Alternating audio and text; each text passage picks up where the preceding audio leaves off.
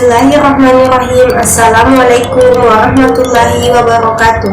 Kami dari mahasiswa Fakultas Teknik Komputer Program Studi Informatika Universitas Cokro Aminoto Palopo semester 2. Video ini dibuat untuk memenuhi tugas akhir dari mata kuliah kecerdasan buatan dengan dosen pengampu Ibu Nur Insan Tangkelani SPD MTSOL.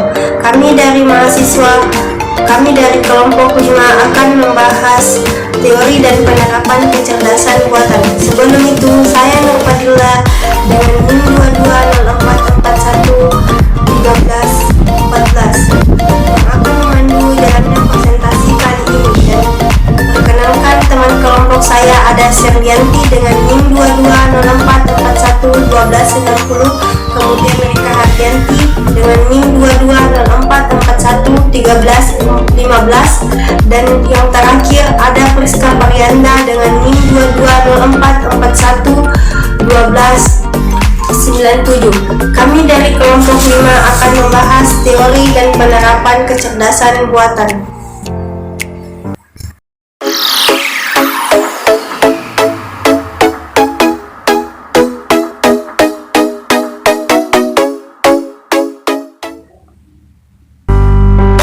Kecerdasan buatan dan pemanfaatannya di berbagai bidang.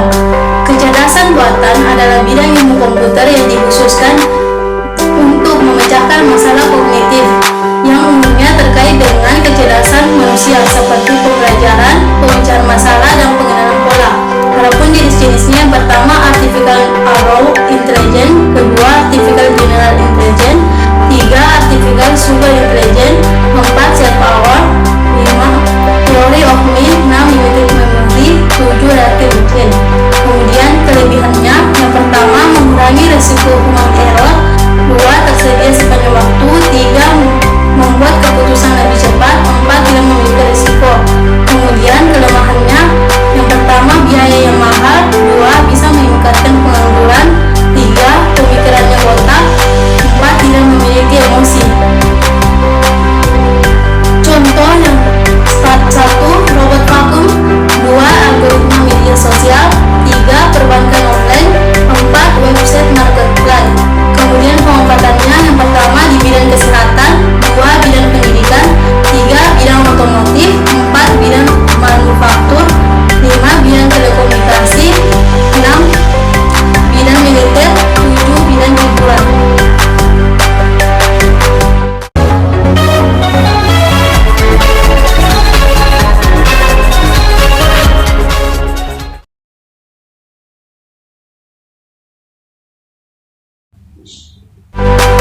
Masalah dan ruang keadaan.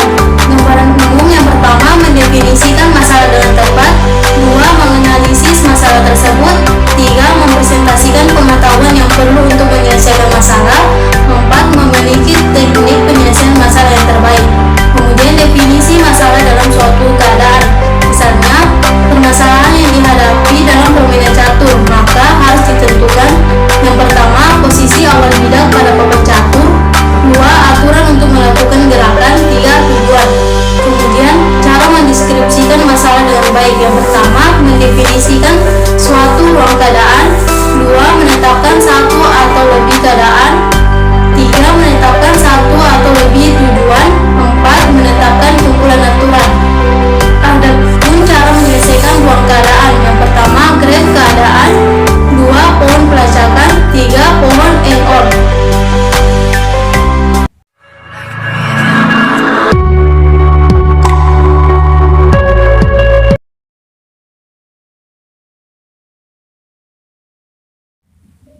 Blind search dan heuristic search. Blind search adalah pencarian asal. Jika solusi sudah ditemukan, maka pencarian akan dihentikan. Jika dibuat skemanya, pencarian buta hanya mengenal 3 bagian, yaitu masalah, pencarian, dan solusi. BFS Bullet first search. Kelebihannya yaitu tidak menemukan jalan buntu, 2 tidak ada suatu solusi, maka Bullet first search akan menemukannya, dan jika dapat lebih dari satu solusi, maka solusi minimum akan ditemukan.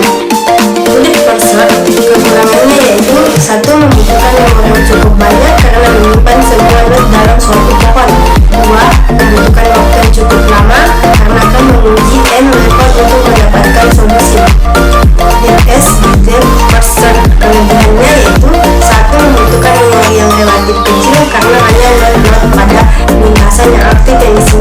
kedua, menemukan solusi tanpa harus menguji lebih banyak lagi dalam ruang keadaan. Depth first search kelemahannya yaitu: 1. Memungkinkan tidak ditemukannya tujuan yang diharapkan. 2. Hanya akan mendapatkan satu solusi pada pencarian.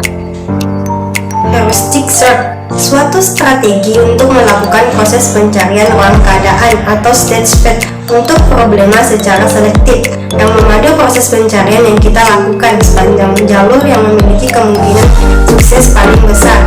Jenis-jenis heuristic search: general and test, finding, best first search, grade based, dan algoritma STAR.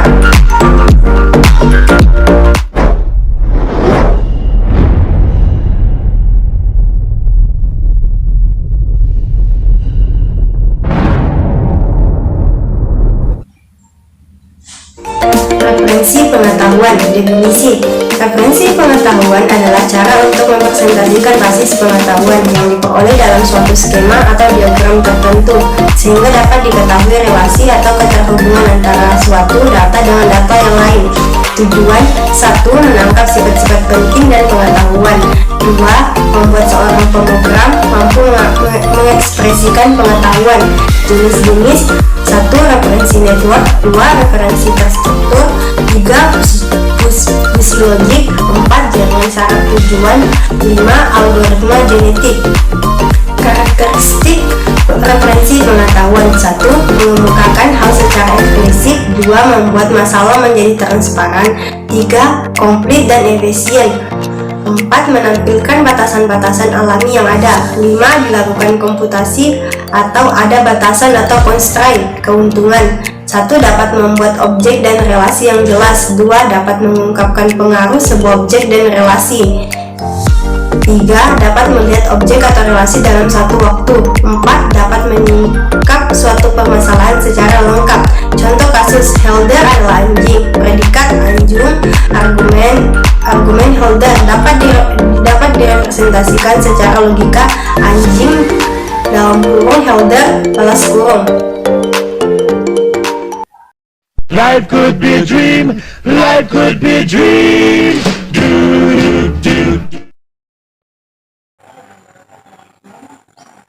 Selanjutnya yaitu sistem pakar. Sistem pakar adalah sistem yang menggunakan pengetahuan manusia yang terekam dalam komputer untuk memecahkan persoalan yang biasanya memerlukan keahlian manusia. Ciri-ciri sistem pakar: yang pertama, terbatas pada dominan keahlian tertentu. Yang kedua, dapat memberikan penalaran untuk data yang tidak pasti. Yang ketiga, dirancang untuk dikembangkan secara bertahap. Yang keempat, kolorannya bersifat anjuran. Jenis-jenis sistem pakar: yang pertama, interpretasi. Yang kedua, prediksi. Yang ketiga, diagnosis. Yang keempat, desain. Yang kelima, planning. Yang keenam, monitoring. Yang ketujuh, debugging. Yang kedelapan, preparasi. Dan yang kesembilan, kontrol. Contoh sistem pakar. Contoh alat kedokteran antara lain USG. Alat ini bekerja berdasarkan pantulan gelombang suara ultrasonik. Kelebihan sistem pakar: yang pertama, meningkatkan output dan produktivitas. Yang kedua, meningkatkan reliabilitas. Yang ketiga, memberikan respon atau jawaban yang cepat. Kekurangan sistem pakar: yang pertama, biaya yang sangat mahal. Yang kedua, sulit dikembangkan. Dan yang ketiga, sistem pakar tidak 100% bernilai benar.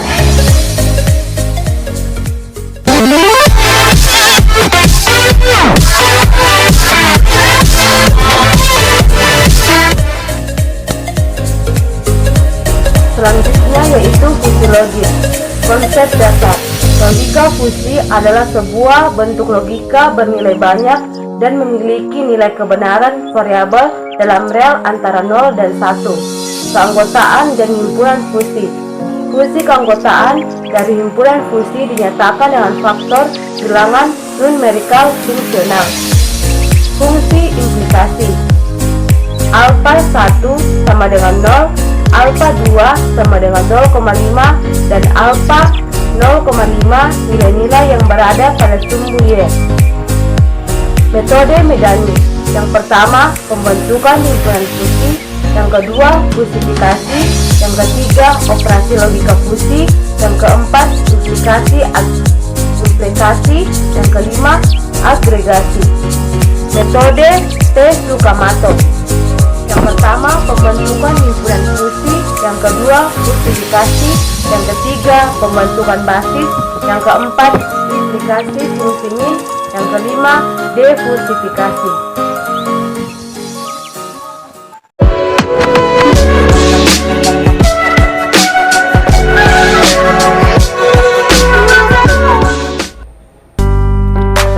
Selanjutnya, jaringan syaraf tiruan. Yang pertama, definisi. Pitowarno 2004 mengatakan bahwa jaringan syaraf tiruan JST merupakan sistem pemproses informasi yang memiliki karakteristik mirip dengan jaringan biologi. Yang kedua, teori jaringan. Teori jaringan syaraf tiruan ditentukan 3 hal, yaitu A. Pola hubungan antara neuron atau disebut arsitektur jaringan. B. Metode untuk menentukan bobot penghubung disebut metode training learning atau algoritma. C. Fungsi aktivasi. Yang ketiga, perkembangan syaraf. Jaringan syaraf tiruan pertama kali diperkenalkan oleh McC, Hulsh dan Pitts di tahun 1943. McC, Hulsh dan Pitts menyimpulkan bahwa kombinasi beberapa neuron sederhana menjadi sebuah sistem neuron akan meningkatkan kemampuan komputasinya. Tahun 1958, Rosenblatt memperkenalkan dan mulai mengembangkan model jaringan yang disebut perception. Metode pelantikan diperkenalkan untuk mengoptimalkan hasil literasinya. Yang kelima, perbedaan jaringan syaraf tiruan yaitu memformulasikan model matematis sel-sel otak. Yang kedua, asumsi model matematis strukturnya pemrosesan informasi terjadi pada elemen sederhana atau neuron. Yang ketiga, sinyal dikirimkan di antara neuron melalui penghubung atau dendrit dan akson. Yang kelima, perbedaan jaringan syaraf alami biologi yaitu 1. Kinerja sel-sel otak manusia dari berpikir sampai gerakan. Yang kedua, melihat struktur sel-sel alaminya yaitu dendrit merupakan suatu perluasan dari kemayang menyerupai rambut dan bertindak sebagai saluran masukan. Yang ketiga, saluran masukan ini menerima masukan dari sel saraf lainnya melalui sinapsis.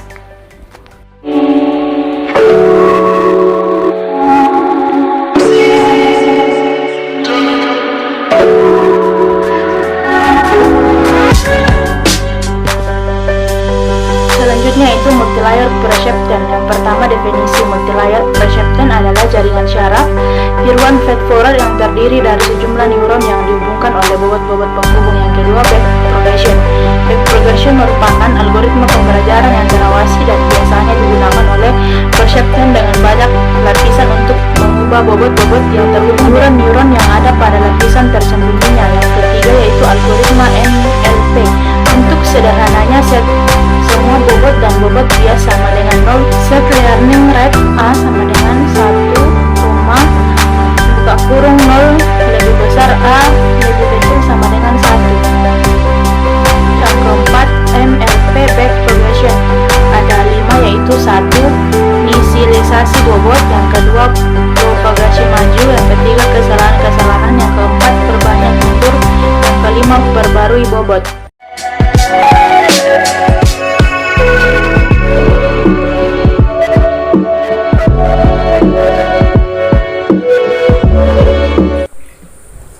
Contoh penerapan kecerdasan buatan pada bidang industri yaitu Internet of Things atau IoT yang bekerja dengan menghubungkan perangkat yang memiliki alamat IP unik ke internet sehingga perangkat tersebut dapat berkomunikasi satu sama lain dan bertukar data. Perangkat tersebut biasanya terdiri dari sensor, kamera, speaker, dan lainnya yang dapat memantau dan mengirimkan informasi ke cloud atau perangkat lainnya. Kemudian data ini dapat diolah dan dianalisis untuk membuat keputusan otomatis atau memantau kondisi dan memberikan feedback. Manfaat IoT dapat meningkatkan produktivitas, menghemat biaya, meningkatkan kepercayaan antar perorangan dan perusahaan.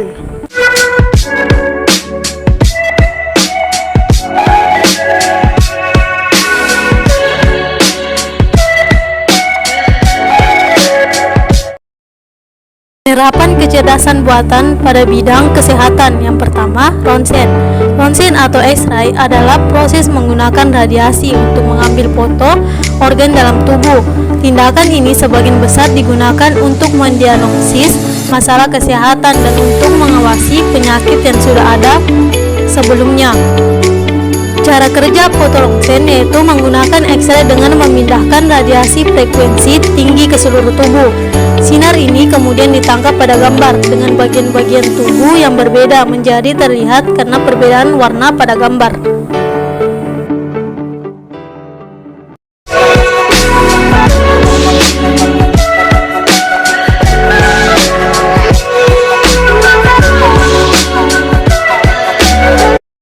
Kemudian penerapan kecerdasan buatan yang ketiga yaitu CT scan.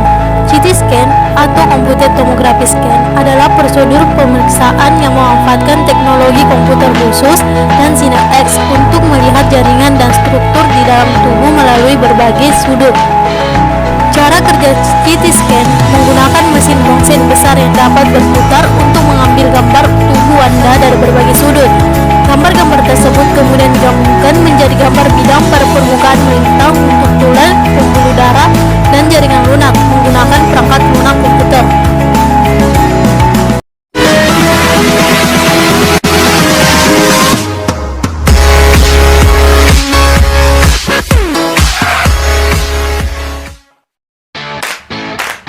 Sekian video presentasi kali ini. Terima kasih kepada teman-teman yang telah menonton video kami, terutama dosen pengampu. Seperti yang dikatakan Bill Gates, ketika kita melihat ke abad selanjutnya, orang yang akan memimpin adalah mereka yang mampu mengembangkan orang lain. Wabillahi taufiq wal hidayah. Wassalamualaikum warahmatullahi wabarakatuh.